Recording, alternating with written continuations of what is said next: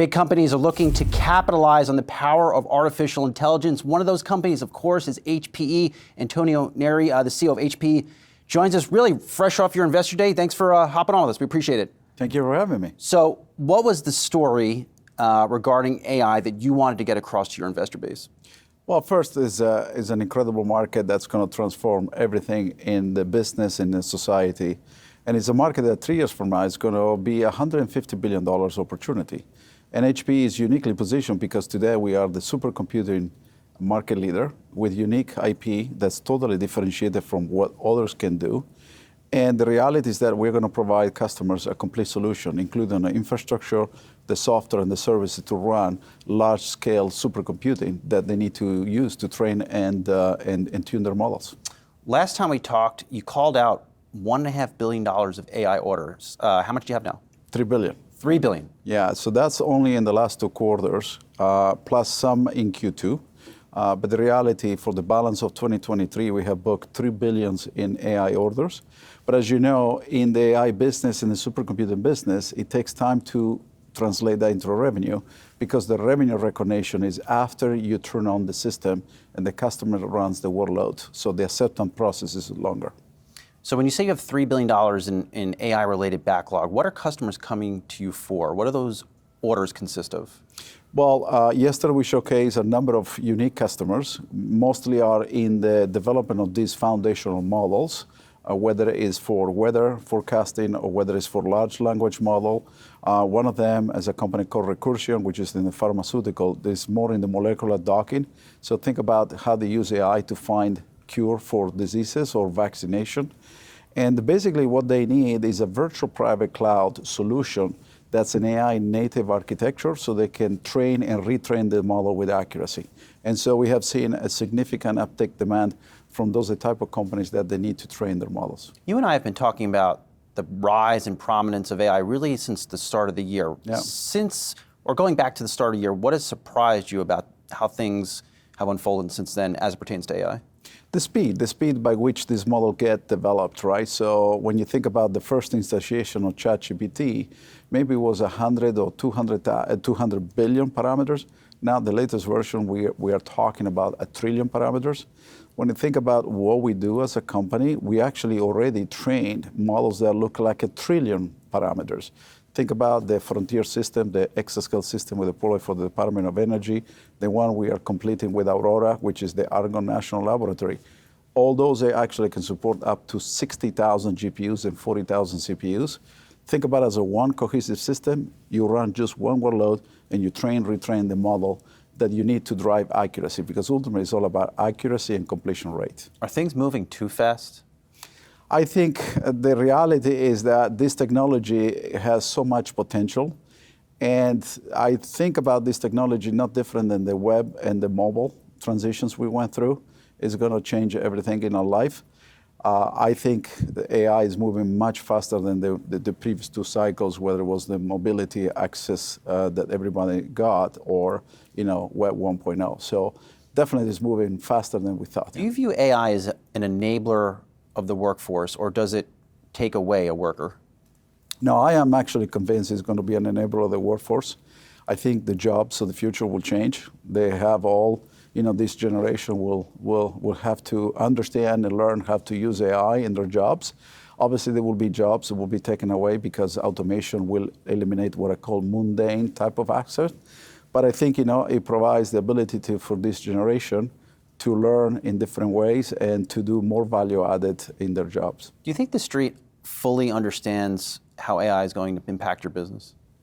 I don't think so. I think they're all learning. We are all learning for that matter, right? So I think about it a year ago, right? We were not talking about ChatGPT and other type of large language model.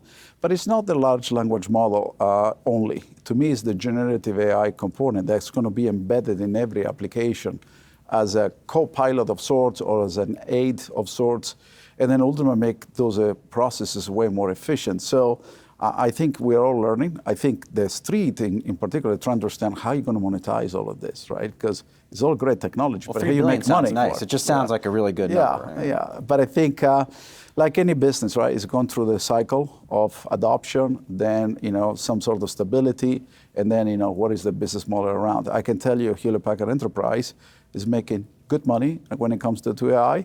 It is an accelerator for our shareholder value, as we demonstrated yesterday. The stock has gotten hit because of the outlook. On a scale of 1 to 10, how conservative is that outlook? Actually, the stock, I think, will recover because fundamentally the street has not yet understood the guidance. And we were clear, not just yesterday, but a couple of quarters ago. As you recall, 3 quarters ago, we announced we are selling the 49% stake we have in China. That provides a 17 cents in our non-GAAP diluted net earnings per share. But now we are executing it. That goes away. Granted that sometime next year, probably by the middle of 2024, calendar 24, we're going to collect $3.5 billion pre-tax. And so what we guided yesterday was the operational view of our non-GAAP diluted net earnings per share without the H3C contribution. When those proceeds comes in, we're going to assess what is the best return on invested capital. We were very clear yesterday that we don't intend to hold excess cash in our balance sheet. We also increased our dividends by 8%, so that's what we plan to do in 2024. But it's important also to realize that our GAAP and non-GAAP EPS have now converged. In fact, the difference between one and the other is just 1 penny. And the other thing is that remember that that 17 cents EPS contributes $200 million of free cash flow. So we took that out. So when you think about the operational view of the free cash flow, actually we are improving by 10%. So the real EPS guidance is up 4% year over year, and on a 3-year basis is the 7 to 9%. So I think the market needs to assess a little bit of that. What was disappointing, I have to tell you, is that 12 of the 14 analysts did not exclude the H3C dividend. They should have in their consensus, but when you're comparing a consensus... They get paid a lot of money to figure these things out. Well, I mean, they have to do their job, right? But I will say that when you have 12 of 14 analysts that still have that included in the consensus, by definition, you're going to be off, right? So I think the market is very smart. It will take care of itself. I'm not worried about it. What I'm really excited about is the fact we are transforming the company. We are pivoting to high growth, high margin areas. And you can see that in the numbers because when you think about the last 3 years, we had a TSR of 121%, significantly above the S&P 500. The top line, the glide path compared to a couple months ago, do you see any slowdown, deterioration at all? No, what we see is customers obviously taking longer to make certain decisions. But I always say that the IT component of their spend is going to continue to be very strong. I think, think about the challenges they have. First of all, they need to reduce costs in their operations. They need to implement more speed and agility in their IT.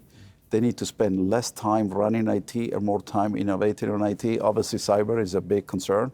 And then when you think about AI, obviously, if you're not embracing it, you're going to be left behind because to me, AI is all about transforming the business. It's not another technology for the sake of technology. And that's where, customers are going to spend a lot of energy. Before we let you go, you're very much a world traveler, world leader, Antonio. Do you share just the concern among that your fellow CEOs have on the state of the world? I think Jamie Dimon called it one of the most dangerous times that he can recall. Do you share that sentiment?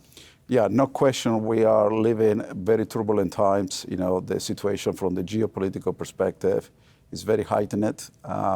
We see obviously challenging situations in Europe and now in the Middle East. Obviously, the situation between the U.S. and China has not gotten any better. I think we all have a responsibility to make a contribution in trying to solve these problems, understanding that ultimately we have to think about business and society.